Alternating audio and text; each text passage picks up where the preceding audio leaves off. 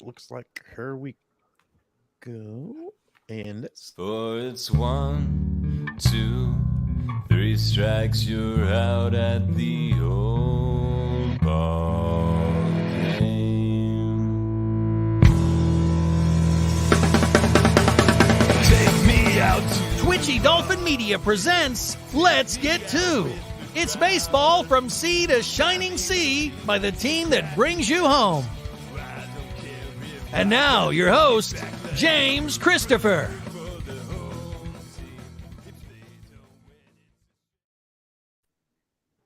Sorta. He's here, but actually I'm your host. Welcome to Let's Get To Live. And tonight, you get to be hosted by me, Scott McIntyre. I am happy to be here, but I am not alone, as you can see on here.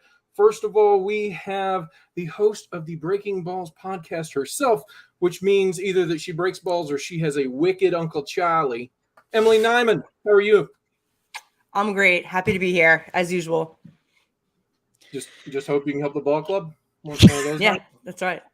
Okay. Exactly. we should do a whole episode in cliches, see how long that goes. Oh, it'd be like a Ted Lasso episode. We should. Yeah, maybe we could do that. We'll be bored in February, guys. We got to figure something out. So. Oh man, we'll go back. Yeah, Jim, we never talk did about do that yet.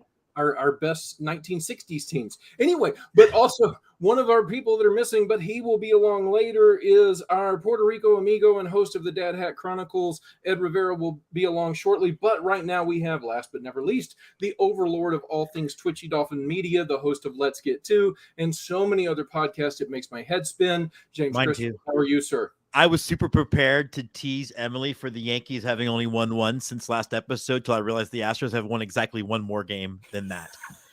Yeah, how does it feel? Not so funny. Oh, boy. I tell you what, the best part was I actually taught this afternoon because that game was over way before. I didn't have to do that awkward. Let me watch the game and try to teach kids. Martin Maldonado gave up 4 runs, which meant Martin Maldonado was pitching. So there you go. Oh, wow. They ended up putting a position player in? Oh, my God. 17-1. Wow. Yeesh. Yeah. Yeah. But they only used 2 pitchers because they were just like, eat it. We're getting on the plane.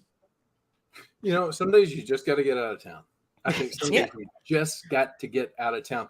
Guys, look, we've got kind of breaking. We got so many things we can talk about tonight. And if you have questions, if you were watching us anywhere in your backyard or in a neighbor's backyard or anywhere else at home or around the globe, please feel free to send your questions in. We will keep track of that, right, Jim? I'm doing my best. And I'll tell you what, it's weird tracking this stuff because I think I don't think that what we see is the accurate number of viewers, because I went back and looked at like the Twitter cast and it was like 200 people. Like it's weird. So I have no idea whether we're talking to 0 folks or all the folks. So yes, by all means, post your comments. Yeah. Or maybe people come in for 5 seconds, go away, and then they like, I can't leave. I got to go back. And then they, like, one person did that 200 times. We don't know. There's a joke there from my first encounter as a 16-year-old, but that's a different show. I need that show. But guys, look, we have breaking news. Shohei Ohtani with the injured UCL and Yale elbow, which is similar to what caused him Tommy John surgery back in 2009, or when he missed 2019. Obviously, it really doesn't matter for the Angels this year because I don't think they're going anywhere unless miracles happen like in a movie. But there's concerns for next year. You know, what's a free agent period without a little added drama? Jim, what are your thoughts on Shohei? Well, I'm actually have Emily answer the sort of nuts and bolts of it. I don't know how many people have come back from 2 of these things, and I don't know how effective you are after the second one. There's a jaded part of me that says maybe this is why we don't have players playing both ways in baseball very often. But I think the comment I want to settle on is, you know, we talk on this show a lot about the Pirates and about all these teams. And I feel for Angels fans because they legitimately do try. Now, they make bad decisions every year, but they're not afraid to spend money and do their best. And I think this year, I mean, at every turn, what they tried to do blew up in their face, from the trade deadline stuff to bringing Trout back early. And now he's back on the IL to this. And I just think, you know, I know this is bad for baseball, and it really is. one of the more marketable stars, and I don't know what it's going to do. That's why, Emily, I want to weigh in on the free agent part of it, but I just feel bad for Angels fans. I really do. Yeah, I'm right there with you. It's not good for baseball, and obviously it's not good for Shohei Ohtani, who is approaching free agency. Like months away. Like, yeah, literally. Like, I mean, I'd even say weeks at this point. At least that's what I'm hoping, because I'm a Yankees fan, so I'm going to pretend that we're only weeks away from the end of the season, not months. But I don't know how many guys have come back from double Tommy John. I mean, I guess what makes him unique, what like Jim, like what you said, what may have ushered this in is also to his advantage, that, hey, like, you don't want to see him hurt. You don't want to see his pitching career come to an end or be affected, but has an entire other skill to fall back on. So it's not like, oh, this guy who's this phenom now is done. Sort of like this isn't the best analogy, but sort of like DeGrom, where he was amazing, and then once he started getting hurt, he's still amazing, but his mystique loses steam, and what he brings to the game, what the audience he brings, kind of fell flat because he's never in. But at least Ohtani, I mean, he's not even going to the IL yet. He's plans on hitting this weekend in New York. But Emily, you touched on a great point. He's Shohei Ohtani only as a hitter entering the free agent market. That guy's still probably the best available free agent. Yeah, I mean, yeah, for sure. You're Yankee. Are you expecting them to go after a Shohei Ohtani and spend the bucks that the Yankees normally spend? Yeah, I would love to say yes, but I don't think they do. I just don't. I think that they, like we talked about a few weeks ago, I think that Hal is at his ceiling in terms of the amount of money that he's willing to spend and the amount he's willing to go over the tax. So, and I think that now they're seeing how risky their roster building is, so that they don't want to end up in a situation next year where they are over the tax again, and now and then they get pushed back with their draft pick, and you know how it goes. So I'm going to say and stay hopeful, maybe Ohtani, but no. But I pose this question to you, Scott. Yeah, like on the one hand, yes, he's obviously a dangerous hitter, but as teams with roster constrictions value more and more flexibility, he's also only a DH for the foreseeable future. So does that hurt his flexible, I guess, his ability to make some money, or I don't know. I mean, depends on the extent of the injury and what he could come back from. Could he play first base? Yeah, but now, I mean, it's not very hard to play first base. Well, I mean, yeah, I mean, anybody that's watched Moneyball knows that. Well done. There's two. But no,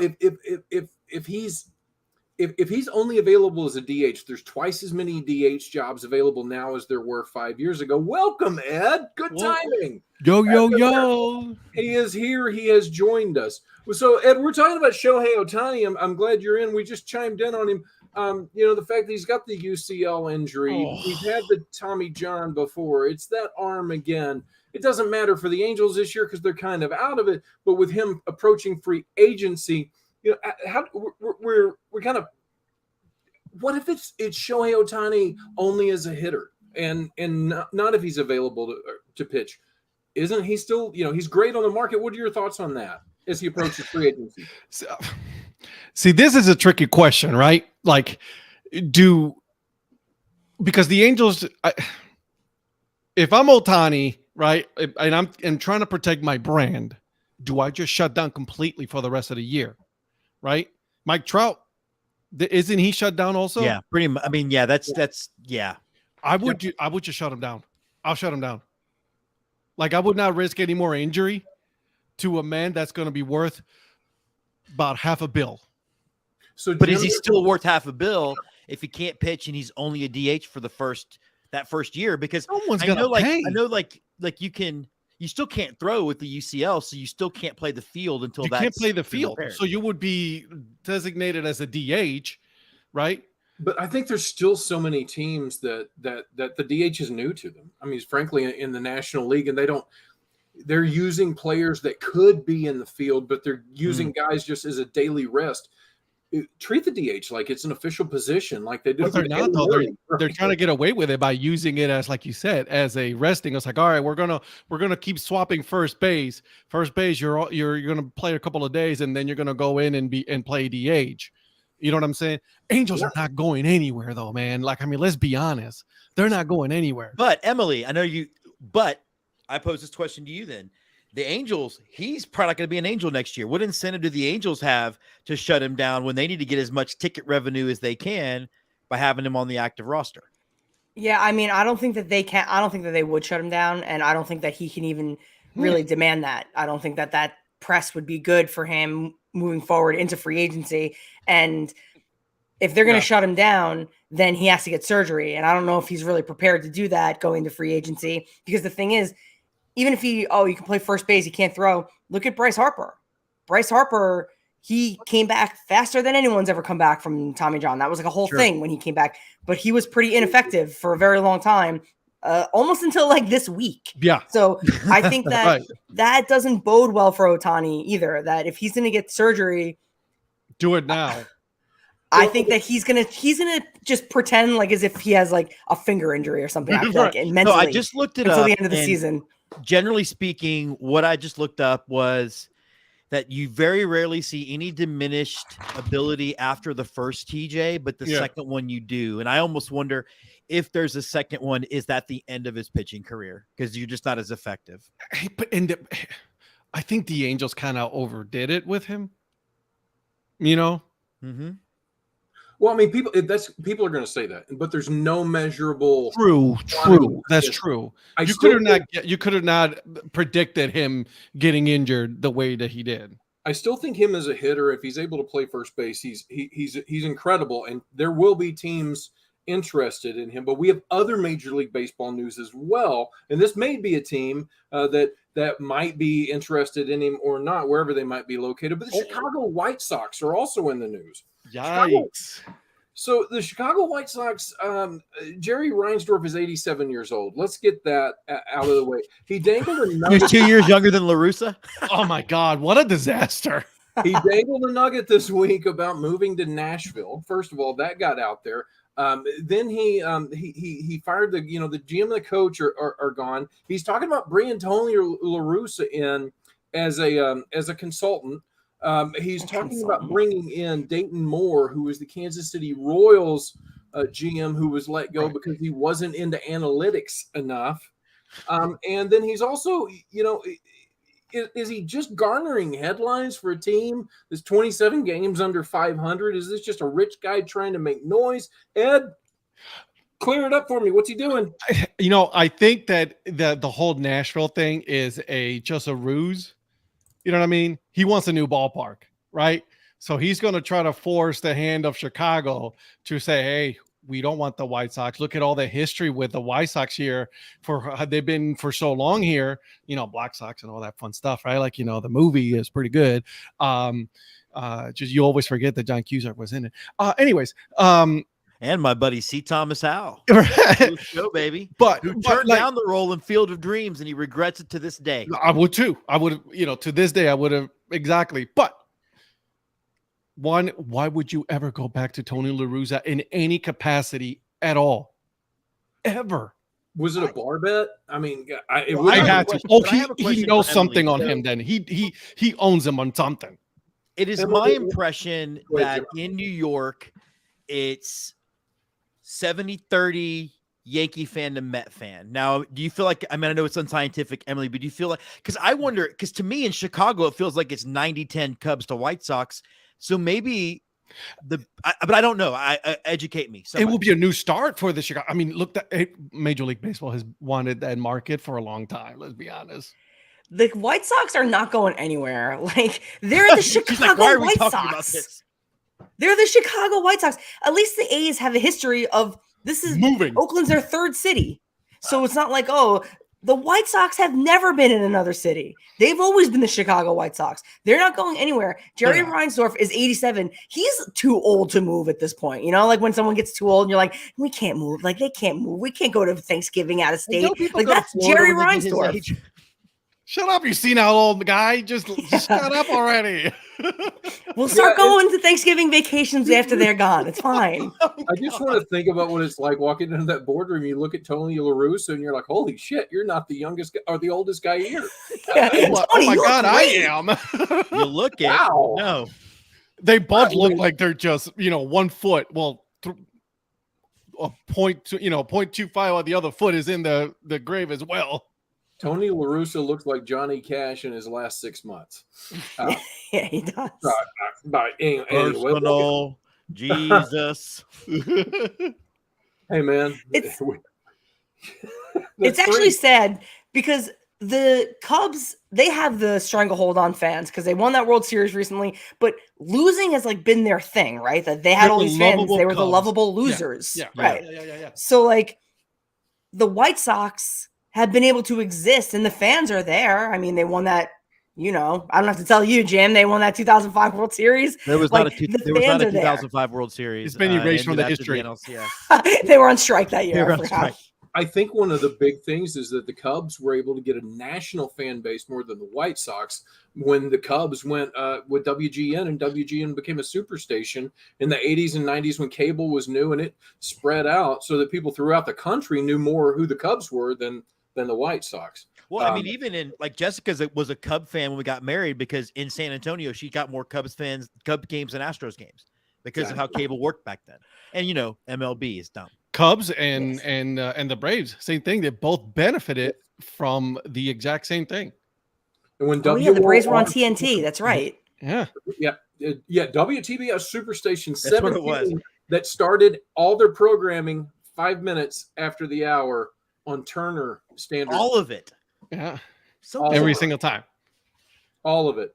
And Major League Baseball games start 5 minutes after the hour now. Is that a conspiracy? I don't know. Major League Baseball is umpiring. I mean, we talk about umpiring all the time, and this is perfect. I want to give a shout out to Rylan from Round Rock. I really have wanted to call them Red Rock Express as I've thought about this. I think Red Rock sounds really cool, but they're the Round Rock Express. And when we talked to Rylan last week, we talked about the automated umpiring that's going on. This week, it was Angel Hernandez doing Angel Hernandez things. Well, I mean, it's Angel Hernandez. And we had Junior Valentine making absolutely no friends in Boston, probably much to Emily's appreciation at times. We have that in common. And it was Brendan Miller ejecting Wilson Contreras and two other Cardinals who understood the strike zone much better than Brendan Miller, I might add. Emily, let me start with you on this. You're a Yankees fan. You were involved in one of these, so I put you first on this. Is next year the time that robots finally take over? Has it gotten that bad? I mean, I hope so, because I don't know what they're waiting for. It's my understanding, and Rylan confirmed that last week, that they're ready. The system is working in the lower levels. So I don't really know what else they have to do, because I know this, as far as like the Major League Constitution is concerned, this falls under the purview of something that the commissioner has like unilateral control over. And can just implement. So but I also don't know anything.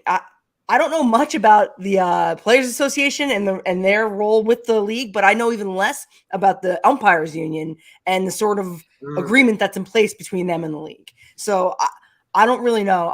As far as I'm concerned, there's no reason for it not to be implemented as soon as possible. And it's interesting because it doesn't threaten their job, because you're still going to have a guy behind the plate for things like catcher's interference and plays at the plate.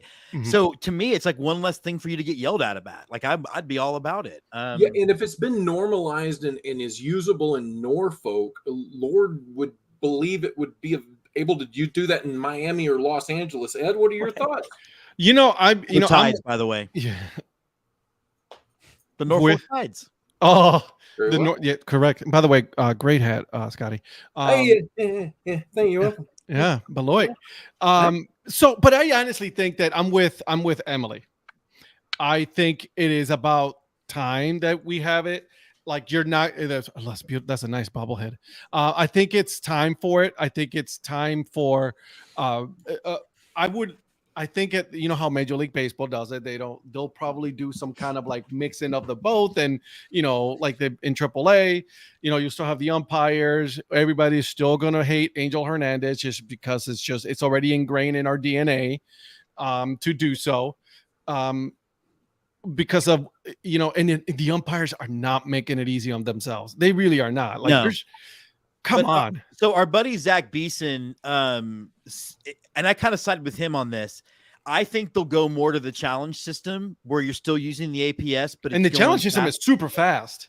and as opposed to just being pure our robot overlords. I mean, I don't know that it matters much, but No. I could see that happening more than anything else. But I do think I think people who say that a human element belongs in the game, I'm not interested in a guy who makes $70,000 a year decide arbitrarily of what happens when millionaires are playing. Like, I'm paying, and not only that, like, just gonna go to an Astros game is $300. I'm paying $300 to see the best athletes in the world play this game. I don't care what some used tire salesman thinks. Emily, sorry. And no, and also, I mean, we all understand how hard it is to hit a pitch and how hard it is for hitters, that it's so difficult, in fact, that they've literally changed different rules about the game to try to make it somewhat easier to hit. The umpires are essentially trying to do the same exact thing that the hitters are doing. They are trying to identify a pitch and they're trying to follow it across the strike zone. So they have to set up in a certain way. They're setting up behind the catcher. They're depending on so many other cues because they're also the oldest guys on the field almost every single time. So, like, we have someone who's, 60, 55 years old. No offense to any 55 to 60-year-olds that are in this chat or listening to the show, but they're trying to call balls and strikes on something that is fooling someone that looks like, it's Aaron Judge. That's someone swinging out of their shoes, one of the best athletes in the world. But how many times we see a game affected because Aaron Judge or Alex Bregman, who's like our guy that knows the zone, swings at a pitch out of the zone because you've already established that the strike zone is anywhere. And I think there's just too much. It's beyond just bad calls, but it's setting up an entire game that's off. Well, we have the technology to be able to do it. But I think another thing about umpires that people forget, when our teams go on a 14-day road trip, we're like, whoo, wow, that was a long trip. If you're an umpire, every trip is a road trip. Every game is a road game. So these guys are, traveling like crazy. They're flying. They have the more difficulty than anybody else. They don't have the charter waiting on them. So they get to a game and they are exhausted. I would think they'd want to use any help that technology could lend them. Well, and also let's think about this, right? Pitchers are pitching a whole lot faster than they were before, right? So, I mean, I would think that they would, to Emily's point, they're older gentlemen already they're at the age. It's like, all right, listen, let's be honest. Like, I'm 41 and, I got to wear glasses now to, do the computer work and all that. So I'll be the first one to admit, I'm like, bro, let's get all the help you need. I'd like to know which one on the show Emily thinks might be 60. I hope it's not me. That's why I prefaced it by saying that I'm 41. I just wanted to put that out there. I know. I did notice that, Ed. You were sure to drop that. Just wanted to clear the air. 41-year-old, anyone who's listening, so everyone knows. As a 41-year-old, I'd like to know. I just wanted to throw that out there. Okay, guys? The Granddad Hat Chronicles. Got him. Got Jim with the spit take. Yes. Yes, that's one just went through my nose. That is 1 for 1 right there. Sorry, it wasn't intentional, Jim. I do apologize for that.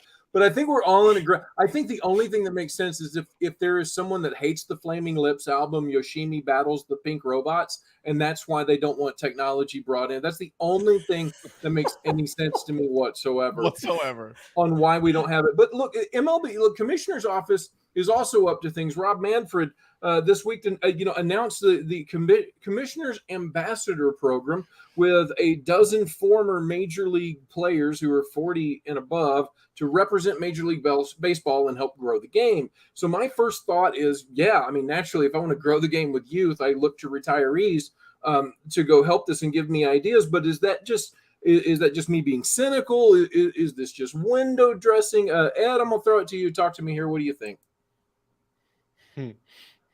Window dressing. Window dressing. Jim. Yeah. I don't know if the effort's window dressing. I know it's important. On this week's episode of Let's Get To, we have Chase Almondaris on, and he is the head coach of Houston Tilliston in Austin, which is an HBC, a historically black college. And nice.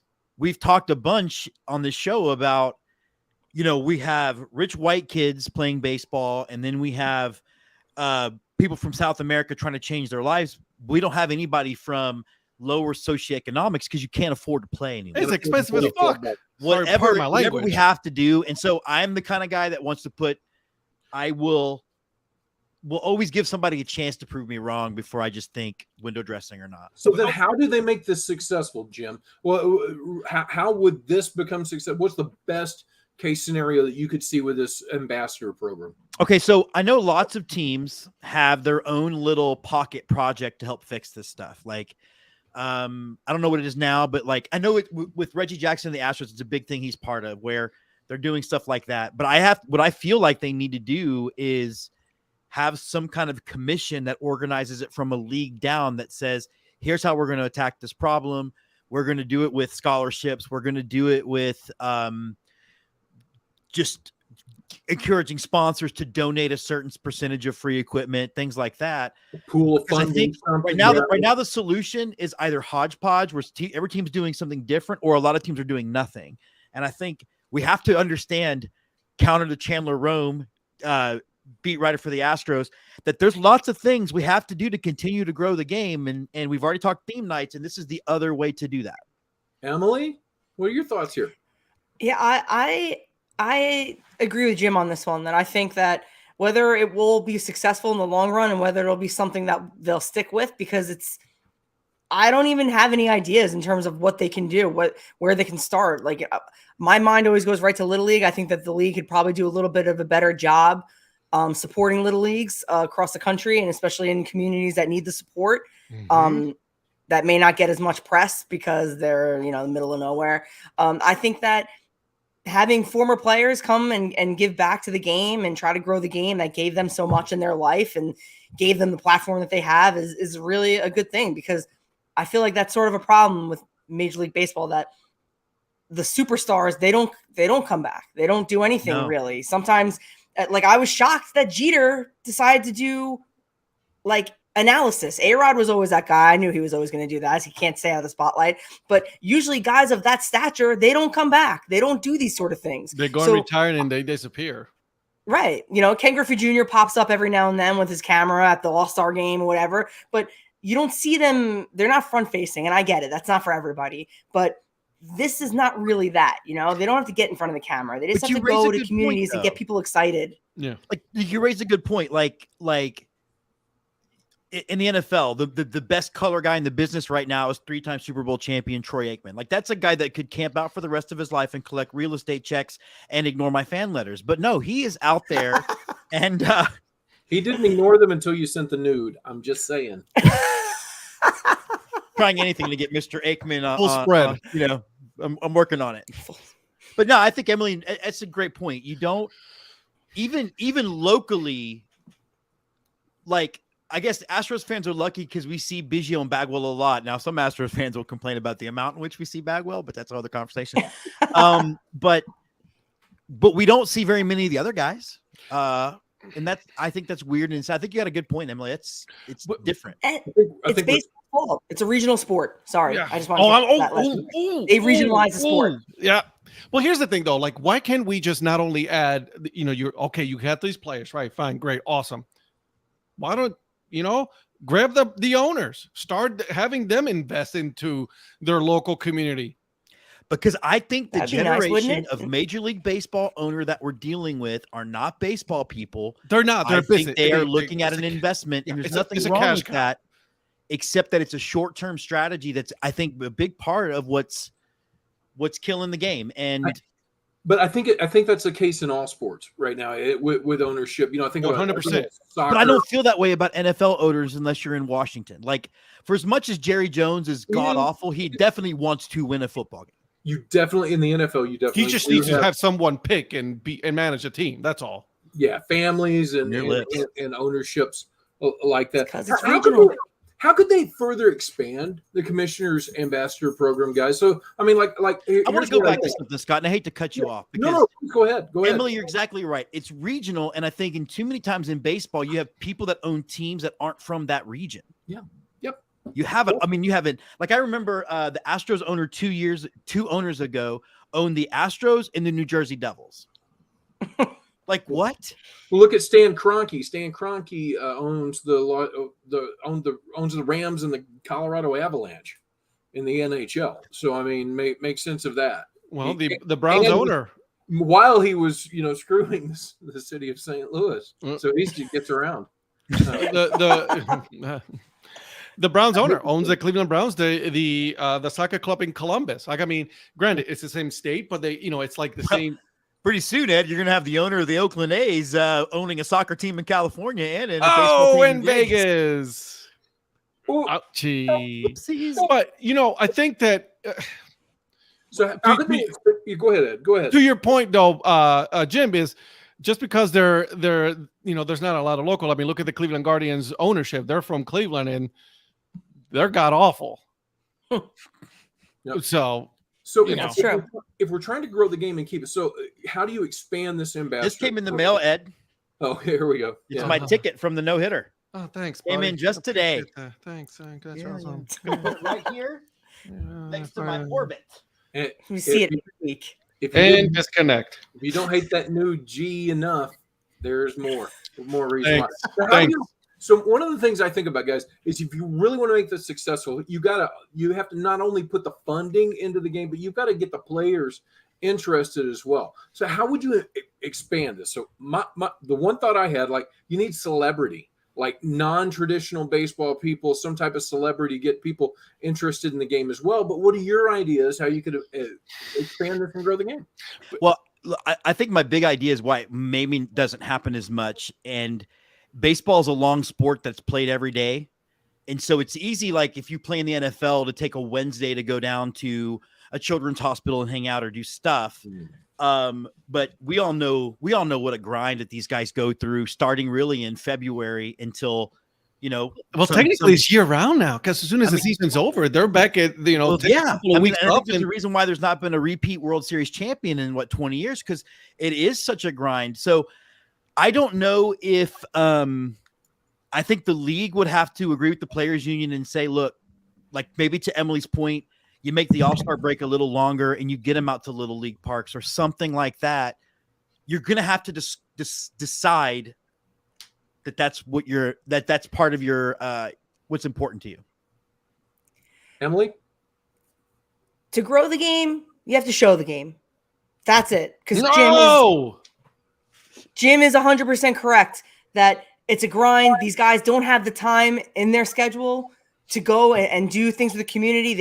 It's just not possible. And they only get really 2 months off, and then they're back at it. Mm-hmm. But the beauty of the sport is that there's so many games. There's 1 million games. There's literally like 2,000 games total played or something crazy like that. So for the whole league, I mean, obviously I know there's 162 in a season, but you guys, 30 teams, you guys do the math. I went to film school. The fact I'm a communications major, so we're not going to do math. The fact that you can't just turn on a channel and watch a game, that you have to buy the 125 MLB TV package. And even that one, you could be blacked out. If you're in the middle of the country, you're blacked out of 50 different markets. And it's just crazy. They do all these things, the ambassadorship, the World Baseball Classic, that weird home run derby thing that Nick Swisher was a part of, that they traveled the world. They do everything except try to figure out how to turn this regional sport into a national sport. They refuse to do it. Well, and I'll take it a step further. How about no middle of the week game is ever sold out? Why aren't we donating some of those tickets to kids? But you took my idea out of my. And by the way, Zach Beeson again commented, he'd like to point out that the owner of the Chargers is not interested in winning. He wants us to make sure that we know that.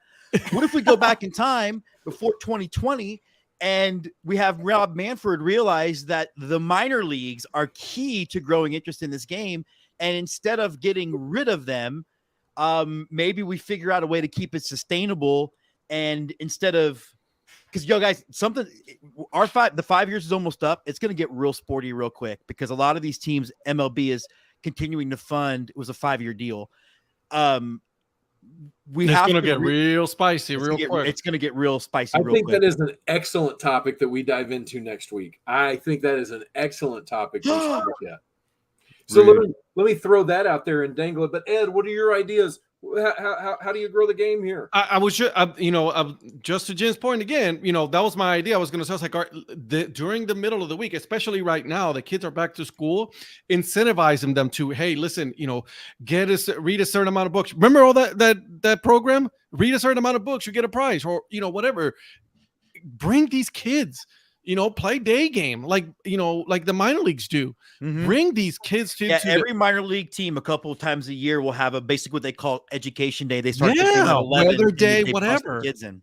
exactly I do that would- in the majors, and then to Emily's point, get rid of this blackout and these TV markets. Just go national. Stop with the, and pardon my language, with the regional bullshit.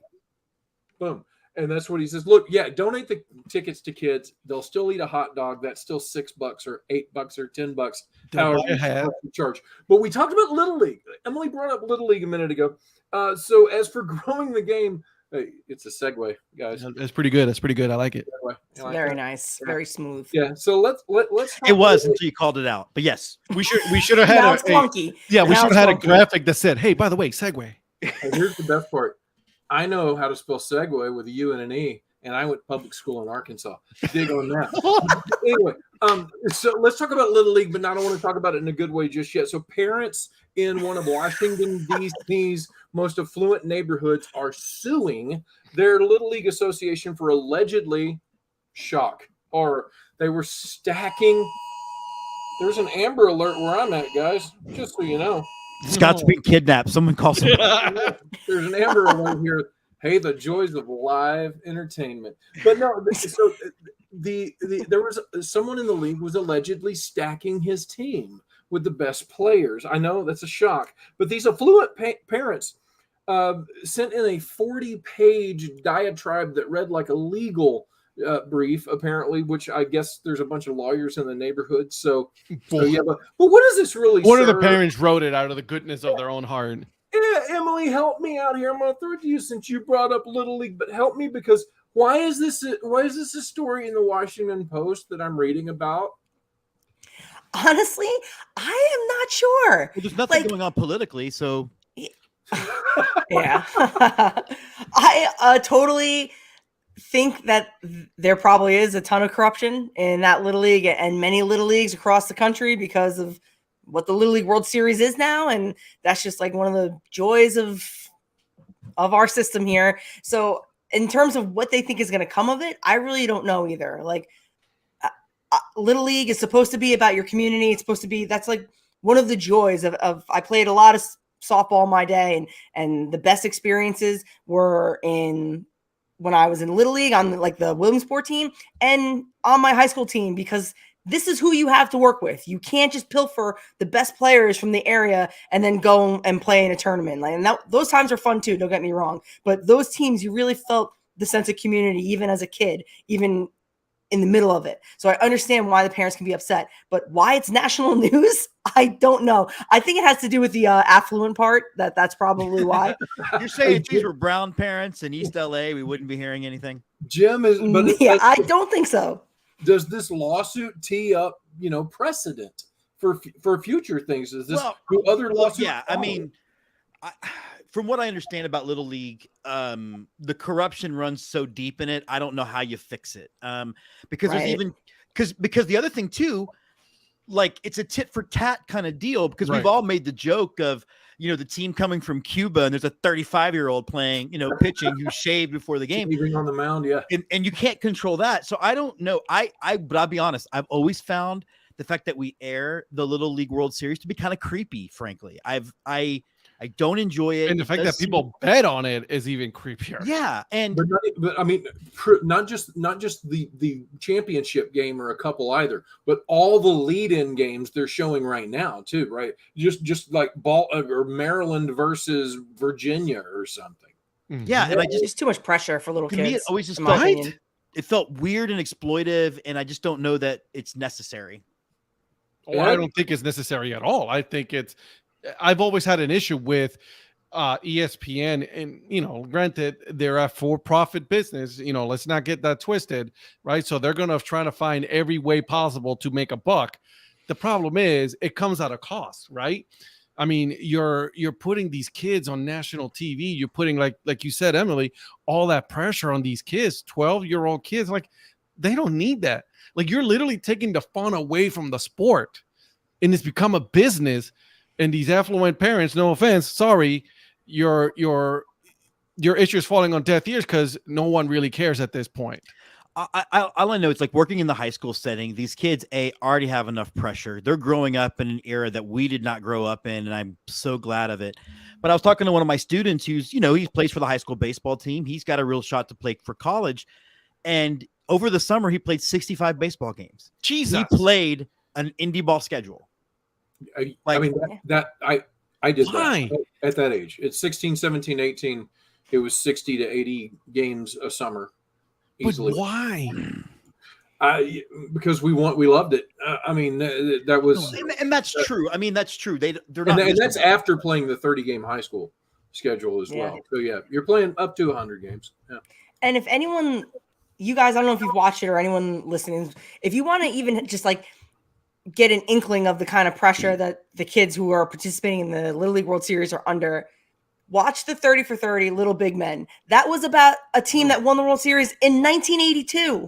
And it changed the course of those players' lives, some of them not for the better. And the amount of pressure that the star player was under, that they didn't even understand what they were about to get into. And they didn't even understand until they went to an airport and they saw themselves on a cover of a newspaper that wasn't in their hometown, wasn't in their home state. So I think that you look at that and you amplify it by a million times, because now we're in 2023 and you said it was the internet. We have all this amazing it's an technology. ESPN 30 for 30. You said it's a 30 for 30. Right. I'll check it out. Yeah, it's a 30 for 30. It came out, I think, in 2010. I challenge also anybody that's watching this, and you guys as well, go out and watch a club tournament in your local area and follow one team around. See how many games they play, and that 7:00 start they got on Saturday morning, and that they're playing at 10 p.m. Saturday night, and God bless all baseball throughout the moms. day. They do it, man.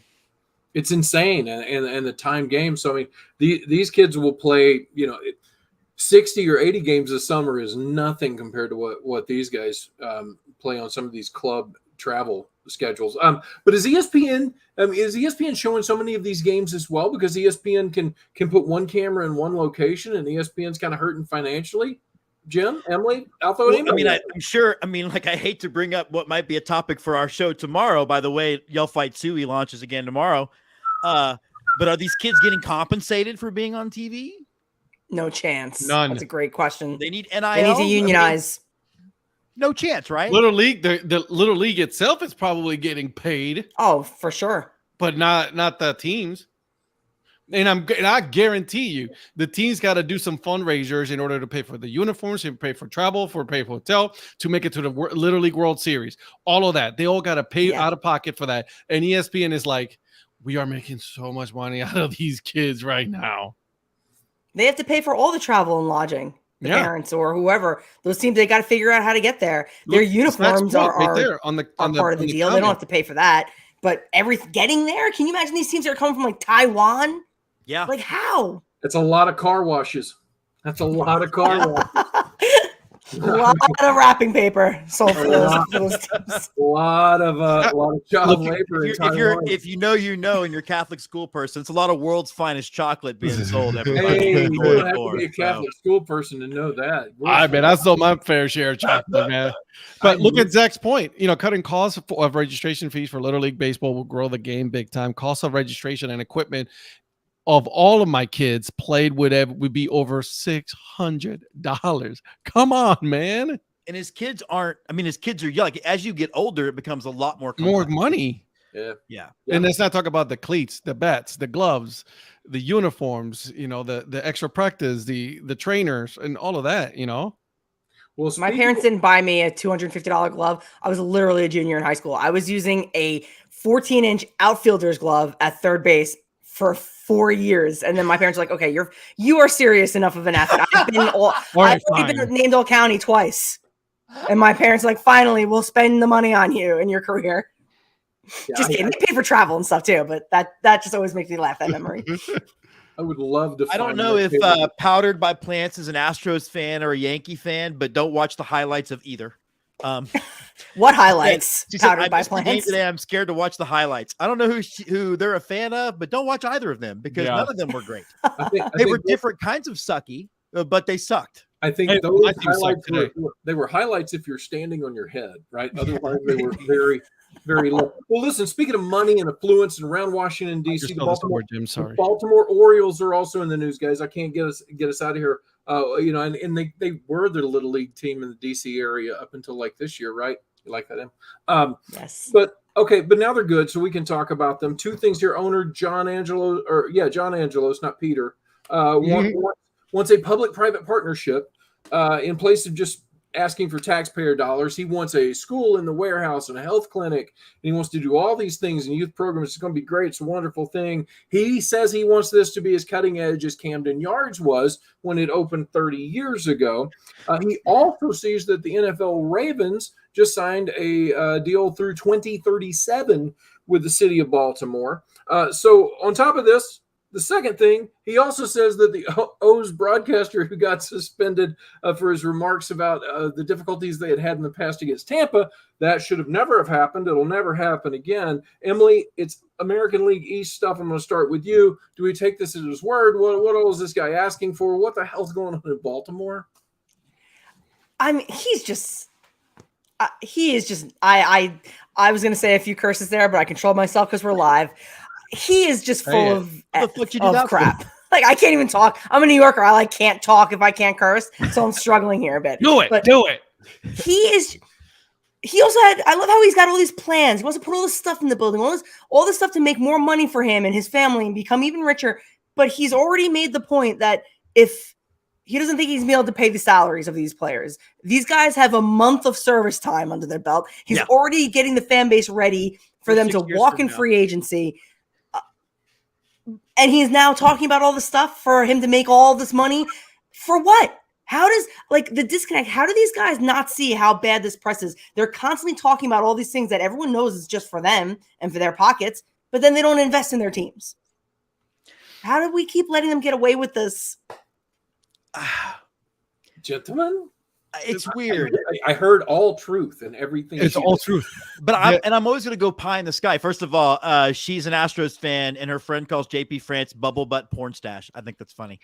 And Scott's most punchable face from last episode. But no, if it all were, if I take him at his word, I think the idea sounds neat. I think it would be a way of, if you elevate those property values, at least in the state of Texas, that's how a lot of that stuff works. But I've been reminded over and over again that it's going to be all talk. And like you said, Emily, if he wasn't already, there were some owners I could believe that out of, but if he wasn't already hedging his bet of, don't get mad at me in 5 years because all these people that you've been waiting for 10 are going to be gone. They're going to be playing for LA Yankees or New York or, So I like the idea of it, but I don't know that I trust this guy to, make it happen. Ed, what do you know? Is this a rich white guy lying? We are talking about the same man that got offended and got hurt when a broadcaster pointed out the past and then turned it into a positive, but still got his feelings hurt. So this is the same man, okay? This is the same man that says that literally is preparing their fan base to say, by the way, just so you guys know, I'm not going to pay these players. I mean, that's crazy. Because to Emily's point, what if they won 5 World Series in the row? They're going to have all the money in the world. You're not going to pay those guys? No. Going to have to jack up prices, he said. He literally said that. A billionaire in a $3,000 suit was like, we're going to have to jack up prices, folks. The Dolas did the same in Cleveland. The Dolas did the same in Cleveland when they did that to Lindor. They say, hey, by the way, enjoy him while you have him. He literally said that on a broadcast and then had to walk his way back because he was not going to pay the dude. And so I don't know a lot about Cleveland or Baltimore, but those seem like 2 pretty blue collar towns. So I don't know that, Houston's all oil money. So I get it. I guess we can afford it, but it just seems so messed up to do this to people that are particularly in the Midwest where slowly but surely their whole way of life is going away. I don't know. Yeah. Emily, I'm going to let you get the last word. Is this just a case of Baltimore Orioles forgetting what it's like to have a winning team because it's been so damn long? Yeah. Yeah, I guess so. That he's just I mean, he's or horrible. he doesn't even know how to be in any other cycle besides like, okay, tank, get some players, have like a showcase year where they make it to the postseason, and then they're on the trading block next year, and then we restart because they already did that with Manny Machado and Dylan Bundy and that crew that when Buck Showalter famously let Zach Britton sit in the bullpen and he blew that wild card game. That was a good team. They could have built on that, but nope, they reset again. So I don't know. I feel like that is almost in the cards because they just don't know what to do. They don't. Yes, guys. I mean, I hope so. Please, I'm a Yankee fan. I can't take an Orioles run. I can't. I just want to see. God, what was the guy's name? It will come to me. I will remember. It's so funny she said that though, because like obviously the Astros are in a rough spot right now, and Seattle's been hot. And I mean, going to my said like I can handle them winning the division way more than the Rangers, so I don't even care. Like at this point, I am whatever happens, but please not the Rangers. Anything but Texas ABT. That's what he said. So there we got to find a positive. We've had a lot of questionables and negatives going on in the world. The bats at the Little League Classic. What was your guys? We had pencils and crayons and all sorts of Ed, what did you love? What did Bring you love? them to Major League Baseball, just like they do with the cleats and all that. Bring them. That was awesome. I love the pencil with the eraser at the top. That was like my favorite one. Bring them, all of them. Brandon Marsh as a caveman. Jim, what did you? I mean, I'm with Ed. Like, I'm one of the few people who didn't hate the idea of the players' uniforms they did during the World Series. Now, like they're in the Little League World Series. Like the execution of the all white, all black ones, I don't get it. But I think anything, and I know Emily, you've talked about this since I've known you. These guys are fun and they've got personality. Let's let them show off their fun and their personality. As long as they're wearing the same jersey, hat, and pants, then I don't care. Like, let's see it all. Especially since they're able to use their own bats. Like, it'd be one thing if like the league's like, hey, we have a deal with Louisville Slugger, so, but they don't. These guys are allowed to use their own equipment, their own gloves from whatever company they want. So why not? And instead of trying to force them to be personalities in a different way, this is how these guys, this is their personality. They've only been playing baseball their entire life. So let them show their personality in the way that they're comfortable, in the manner they're comfortable. And this is it, with their bats and their cleats and their belts, and trying to have them do other things outside of this is where it falls flat, because they're not entertainers outside the lines. No. Let them entertain inside the lines. Yeah. So Before Scott replies, Zach Beeson again commented. He says, Astros in a rough spot. Try being an Angels fan. Zach, Emily and I both talked about how bad we feel for Angels fans because they legitimately have been trying and it just hasn't worked out in years. And the ghost of Gene Autry lives. Jim, you're creative. Jim Christopher gets to be a Major League Baseball player for a day and gets to design his own bat. What does your bat look like, boss? oh, come on, man. It's a red lightsaber. Come on. Yes. I don't even have to think about How it. do you make that look like a lightsaber? Is it just You red all the way you up? paint the bottom of the bat Just like a- it's yeah. hilt, and then you just paint the red up the barrel, and then you woof, woof, woof, all the way. I love it. You got to go woof, woof, Genius. woof that with your mouth, right? Make that sound when you score. Yeah. I mean, that's the quickest I've ever answered any question ever in my life. Emily, what does your bat look like? Mine would look like the Saturn V rocket that carry the Apollo astronauts to the moon. Whoa. Yes, that's a great one too. Hey, Ed, I hate to tell you, bro, but the bar's like, Yeah, and, you know, the problem is that Jim knows that I'm also a Star Wars fan. Likewise. So I was like, shit, he's the lightsaber. Are you gonna have the blue lightsaber, Ed? No, it will be green. It will still be green for sure. Yeah, you know what I mean. But if that's the case, I will build it out of make it look like Legos, because I'm also a huge fan of I Legos. love that. That's Yep. a great idea. Legos. That's Make it look like genius. Legos. I want mine to look like a metal mace, complete with the ball. It looks like I'm just gonna if I don't hit this, I may just let the bat go. It gets broken, and it looks like an object flying. Like medieval times gone wrong or Or something. have it look like barbed wires around it. Oh, that'd be awesome. Like Negan's bat. Or Oh, something yeah. from The Walking Dead. Yeah. Would Randy Johnson just have like a painting of the bird he killed like down the barrel? Splattered, like just like the curved oh, that's messed up. Yeah. You could do so many creative things. I think PETA about a would be white bat with, killing like, them right now. with paint, different colors dripping down it. Anyway, But you there's know what, lots of though? things. That's they could do. cool, but they didn't do a very good job of publicizing them. Like No, they did again, not. again, They did not. That's Major League Baseball problem. It has been their problem. It is that they do not know how to market properly to the fans. I mean, 'Cause Emily, they don't want to. No, true. Yeah, why is that? They have time on their side. This is all about the players. We don't market you. You Why guys would we? are gonna. You're a flash in the pan, and me and my team last forever. Yeah. So you can market yourself, and then you're gone. But the Angels, the Yankees, the Astros, they're forever. well, and when you say that, it comes back to that line in Ted Lasso that they have to realize that they're not your team. You're like a guardian of that team for the X amount of time that you own them, but they're not going to because they're just using it as an investment to make money. Cash cow. And too When they many don't cases realize that that if they did stuff like that, they would actually make more money in the end. That's the part I know. that it's so. Jim, Red light before- tape. Let's buy a Guys are team so and do it dumb. ourselves. Jim, we're bumping up against time. Do we have any questions out there that No, I've been doing a pretty good job of staying on top of this Yeah. thing. I mean, I think Zach Beeson might need a therapist if He his needs a Angels hug. and his Chargers are in a bad spot. So, Yeah, Zach, as long as your Chargers don't beat my Chiefs, it's all good. I'm And just over here going. I've been a Chiefs fan since the early '80s. I am absolutely allowed to enjoy these last few You years. enjoy the hell out of Wandered it. through the wilderness. And I was thinking I was about not this, like, told we were going to talk about other sports. We're not- I'm like, We're about to leave. are these baseball teams in another country that you guys are talking about? I've never heard of them. They are. Yeah, they are. We'll explain it later. Okay, well,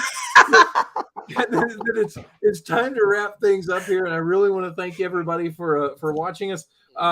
I want to thank you guys for being here with us, Emily, Ed, and Jim. Tell me what shows and places are upcoming and what's going on with you. Emily, you have rocked tonight as always. Where can people find you, and what's up next on your show?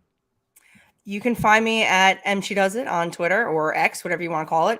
And we actually just recorded a show this week. We've been off for a few weeks, but we just recorded it. I listened to it this afternoon. It's really funny. If I do say so myself, I had myself cracking up to and from work today. So it'll be released in the next day or so. So everyone Nice. check that out. Awesome. Ed, same thing your way, sir. Tell the folks where they can find you. And what you got Dad going Hat 216, Dad Hat Chronicles. This week I had part one of my conversation with Big Matt. He is the director of multimedia, I guess let's just say that, for the Columbus Clippers. Really good conversation. You guys should check it out. So it was a good one. I'm gonna need that hookup, Ed, because we're gonna go visit there next year. So I'm gonna need the. My dude is a Good cool word. dude. Yeah, you'll love him. Jim, what's going on with you? Scott, you and I have a lot going on. So tomorrow we're gonna bring back Yell Fight Suey with everyone's favorite grumpy Aggie, Andy Tom Chesson, who I think is gonna pick the Longhorns to go to the national championship just for reasons. Well, watch your mouth. Sorry. And then Scott and I are heading to Peoria, Illinois for the penultimate trip for season 5. Let's get to. I need to add to that too. People don't understand that it is unseasonably record highs up here. It was 101, 102 today. 100 tomorrow here. Yeah, 100 up around Peoria with a heat index around 120. But on the day that Jim and I are going up there, the heat wave breaks. The high is 84. Jim, thank you for coming. Oh, good job. That's Jim. good, guys, because I think I'm having an emotional reaction to the heat. Like, I think it's making me depressed. It's I'm all the same way It's a with the total Heat. opposite. I love the heat. Yeah, but I'm Oh. ready for it to start tapering down. It's almost Halloween movie season, which I can't. I swear to God, If if, people if get to anybody says 120 it's outside. pumpkin spice season, I swear I will break this computer. Oh, and we do have some friends and fans that are going to meet us out there. Yes, we do. Scott, Zach is going to be out there. We can't wait to meet her. Lynn Smith, who's a fan of the show, so it's going to Yes. be kind of fun. We're going to get to see some friends of Let's Get To. So Oh, that'll be you guys gonna get to see Lynn? Oh, yeah. she's Yes, awesome. we are. Well, lastly, I'm Scotty Mack, and you can find me on Twitter or X or whatever at Scott Ski Pole. It's on here or on the wall at your local post office, wherever you might find me. So as Bull Durham taught us, and I think we can all agree that we have dealt with a lot of shit here tonight. So remember, candlesticks make a nice gift. Maybe you can find out where she's registered. Maybe get a nice place sitting or maybe some silverware pattern. Okay, Sounds good. too. Okay, so